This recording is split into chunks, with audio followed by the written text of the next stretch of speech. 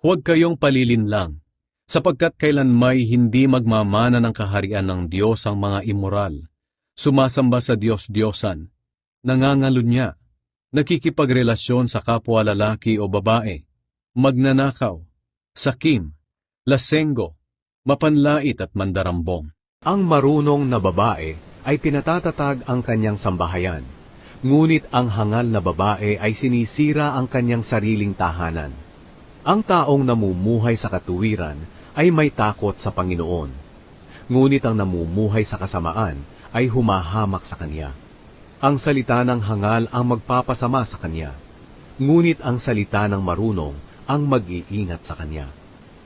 Mapalad ang taong nananatiling tapat sa kabila ng mga pagsubok, sapagkat matapos siyang subukin, tatanggap siya ng gantimpala ng buhay na ipinangako ng Panginoon sa mga umiibig sa Kanya.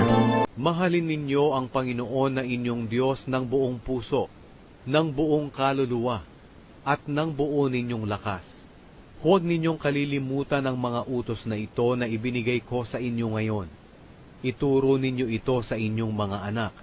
Pag-usapan ninyo ito kapag kayo'y nasa inyong mga bahay, at kapag naglalakad, kapag nakahiga, at kapag babangon kayo.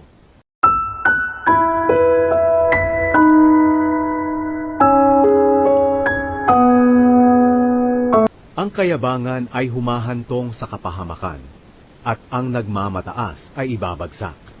Higit na mabuti ang mamuhay ng may pagpapakumbaba, kasama ang mahihirap, kaysa sa mamuhay kasama ng mayayabang at makibahagi sa kanilang pinagnakawan.